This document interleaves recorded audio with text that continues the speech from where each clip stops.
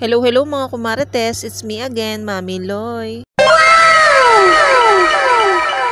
For today's vlog mga kumartes at ito na nga yung pinakahihintay ko. Akala ko nga sa 22 pa nga ang dating nito at ayan napaaga nga ang dating. Tamang-tama nga din nga at naka-absent nga ako ngayon at magpapahilot nga ako ng likod. Grabe ang lakas nga ni kuya, mag-isa lang siya pero nakaya niyang bitbitin. Pero nung binuhat nga namin ni Mudra kanina ay napakabigat. At dahil excited na nga ako, ayan bubuksan na nga natin. Baka akalain nyo mga kumarites na cash ko nga ito binili, nagkakamali po kayo. Sa Shopee ko nga lang pala ito binili at ginamitan ko nga ito ng Pay Later. Tamang-tama naman dahil nga tapos na nga yung cellphone ko kaya naman ito na agad ang aking binili. Mas gusto ko talaga yung buwan-buwan nga na may inuobliga nga akong bayaran. Kaya imbis nga na i-cash natin ay inutang ko na nga lang to. At dun nga sa mga nagtatanong kung magkano at kung saan ko nga pala ito nabili ay ililink ko na nga lang sa comment section. At ang syong-syong ako pa nga dyan at gugupitin ko pa sana yung gilid, tinataas nga lang pala itong karton. Kaya naman ang tawa ko nga pala di yan, syong-syong lang. At bakit nga pala Fuji Denso ang napili ko nga tatak? Dahil syempre subuko na nga itong Fuji Denso dun sa binili kong microwave dati. Matanda pa nga yun sa anak ko pero hanggang ngayon niya ay gumagana pa rin. At ayan, meron na nga din pala siyang kasamang hose para sa tubig at meron na nga din siyang kasamang manual. Nakakatuwa lang dahil nga sabay-sabay dumating yung mga in-order ko para dito sa washing. Syempre para maiwasan na nga rin yung pagkabasa ng ilalim ay binilhan ko na nga rin ito ng patungan. Ang in-order ko na nga pala ay yung matibay at meron nga palang gulong. Syempre alam ko may maghahanap sa inyo at magtatanong ito kaya naman ililink ko na lang ulit dyan sa comment section. At dahil ako nga ay dakilang taga-order lamang ay hindi nga ako maalam mag-assemble nito. Kaya naman laging kamot nga sa ulo itong aking asawa dahil nga siya lagi yung pinag-a-assemble ko. Inabot ko na nga rin pala sa kanya yung manual para malaman niya kung paano nga gawin. At dahil kakaawas nga lang pala nito galing trabaho kaya naman ayan tinulungan ko na nga din kaso iisa nga lang pala yung paa na naikabit ko. At pumunta nga muna ako sa school niyan para magpirma ng card ng aking anak at pagdating ko nga ay naipasok na nga pala nila dito sa loob ng CR. At ayan ganyan na nga pala yung magiging pwesto niyan. At dahil gustong gusto ko na nga itong matesting sabi ko nga sa akin darling ay ayusin na nga rin pati yung gripo. Yun nga lang ay magta-time na nga ulit sila para magtrabaho ay hindi nga pala magkasya itong gripo. Yamot na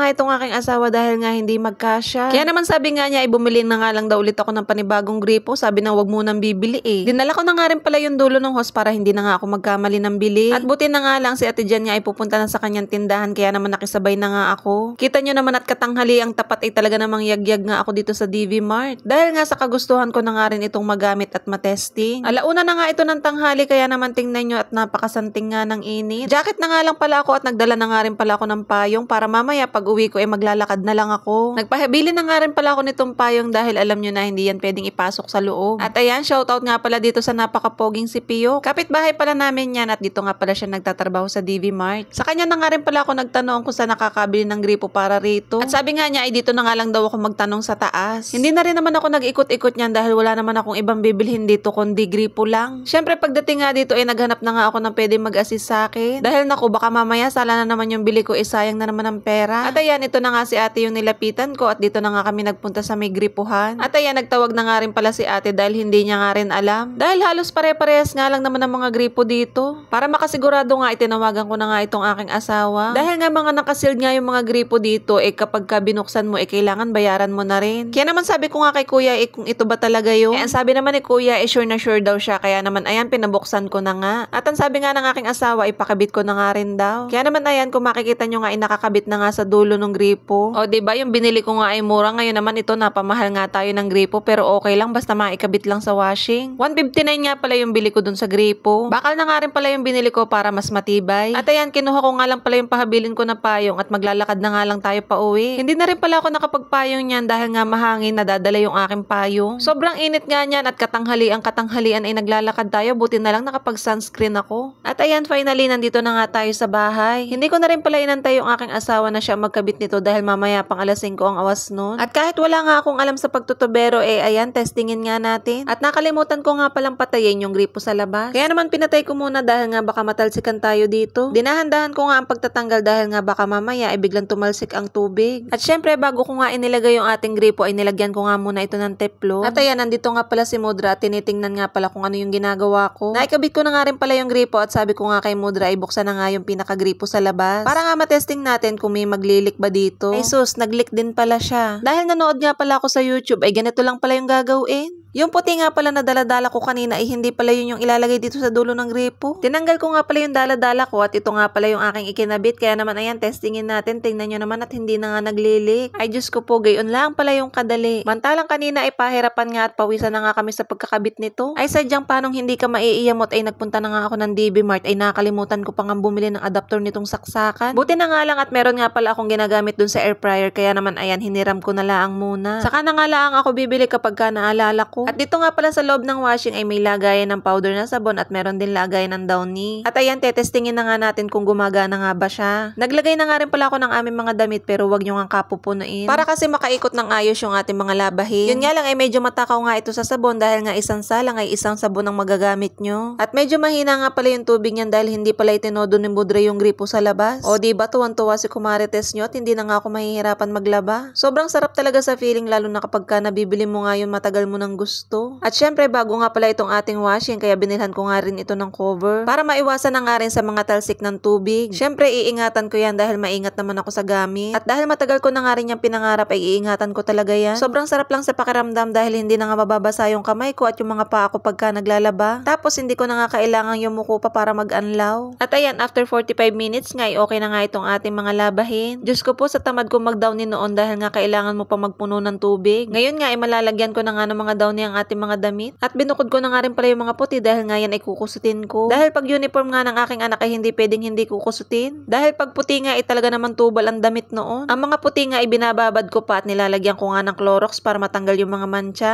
At ayan, nakadalawang salang na nga ako at yung una nga ay isasampay na natin. At habang inaantay ko nga yung matapos ay nag-e-edit nga ako sa kwarto. At marami pa nga akong pwedeng magawa niya. Hindi na nga rin ako magmamadali laging umuwi para lang sa labahin. Minsan kasi kapag ka nga may pupuntahan kami ay nagyayakag na nga ako pa uwi. Dahil sasabihin ko nga sa aking asawa ay meron pa nga akong labahin sa bahay. Pero ngayon nga ay hindi na nga ako mahihirapan. Ay naku, kung alam nyo lang kung gaano kasaya ng puso ko talaga. Hindi talaga maipapaliwanag yung saya. Lalo na kung pinapangarap mo lang to dati, ngayon nga ay meron na. Dahil sa totoo lang sa kagaya ko nga nagtatrabaho, labahin talaga yung pinakamahirap. Yung sobrang pagod na nga sa trabaho pag uwi ay maglalaba pa. Pero ngayon nga ay pwede na nga ako magpa-easy-easy. Kaya naman thank you Lord sa lahat ng mga blessing na aking natatanggap. Sobrang thankful talaga dahil kahit papano nga ay abot kamay ko na. Pangarap ko lang talaga to dati pero ngayon nga ay meron na. Hindi pa rin talaga ako makapaniwala kaya naman thank you Lord. So ayan mga kumarites, tapos na nga tayo maglaba at tatanggalin ko na nga itong saksak ng ating washing. Isasarado ko na rin pala siya para iwas nga sa mga alikabok. Hanggang dito na lang mga kumarites. Thank you for watching. Till next video. Bye!